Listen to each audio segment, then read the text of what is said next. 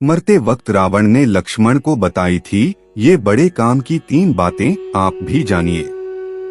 जिस समय रावण मरणासन्न अवस्था में था, उस समय भगवान श्री राम ने लक्ष्मण से कहा कि इस संसार से नीति, राजनीति और शक्ति का महान पंडित विदा ले रहा है। तुम उसके पास जाओ और उससे जीवन की कुछ ऐसी शिक्षा ले लो जो और कोई नहीं दे सकता। श्री राम की बात मानकर लक्ष्मण मरणासन्न अवस्था में पड़े रावण के सिर के नजदीक जाकर खड़े हो गए। रावण ने कुछ नहीं कहा। लक्ष्मण जी वापस राम जी के पास लौटकर आए। तब भगवान ने कहा कि यदि किसी से ज्ञान प्राप्त करना हो तो उसके चरणों के पास खड़े होना चाहिए, न कि सिर की ओर। यह बात सुनकर लक्ष्मण जाकर इस रावण के पैरों की ओर खड़े हो गए। उस समय महापंडित रावण ने लक्ष्मण को 3 बातें बताई जो जीवन में सफलता की कुंजी है।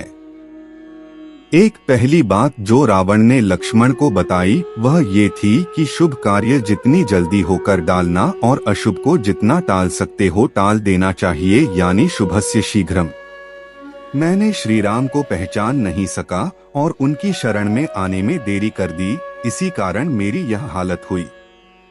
दूसरी बात यह कि अपने प्रतिद्वंद्वी, अपने शत्रु को कभी अपने से छोटा नहीं समझना चाहिए। मैं यह भूल कर गया।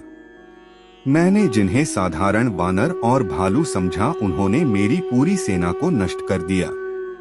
मैंने जब ब्रह्मा जी से अमरता का वरदान मांगा था तब मनुष्य और वानर के अतिरिक्त कोई मेरा वध न कर सके ऐसा कहा था, क्योंकि मैं मनुष्य और वानर को तुच्छ समझता था। मेरी गलती हुई। 3 रावण ने लक्ष्मण को तीसरी और अंतिम बात ये बताई कि अपने जीवन का कोई राज हो तो उसे किसी को भी नहीं बताना चाहिए।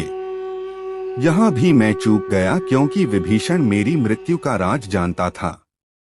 ये मेरे जीवन की सबसे बड़ी गलती थी।